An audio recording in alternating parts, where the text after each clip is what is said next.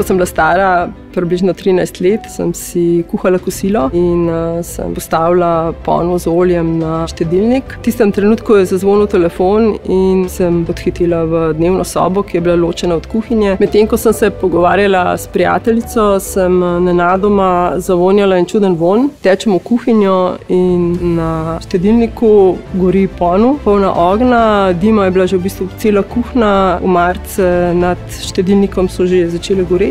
Pograbim ponev, jo v paniki porinem pod pipo. V tistem trenutku butne ogenj vame, mi požge lase, dobim lahle opekline na obraz. Velika večina požarov je povezana z gospodinjstvom, kar polovica od teh je povezana z uporabo olja. Ko na razgreto olje vlijemo vodo, ta olje spodrine, se upari in majhne goreče kapljice olja porazprši po celotnem prostoru.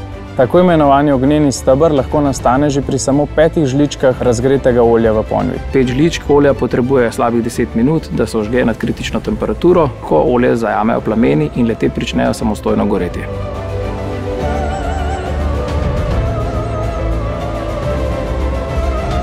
Nezgoda se lahko zgodi na dva načina. Prvi način niti ni potrebno, da olje gori, pa ob uporabi vode lahko povzročimo katastrofo in razširitev požara po celi kuhinji. Ali pa se olje zaradi predolgega časa na štedilniku vname samo od sebe.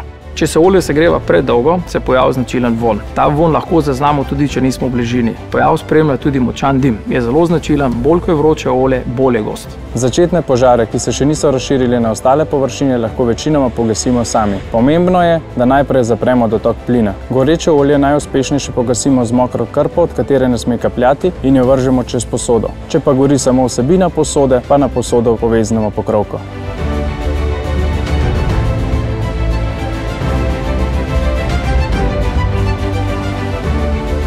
Pri kuhanju z oljem lahko uporabimo vrsto preventivnih ukrepov. V prvi vrsti in odhajamo stran. Uporabljamo manjši plamen in ohranjamo okolico kurišča čisto. Predvsem kuhinjsko napo, ki še kako rada zagori.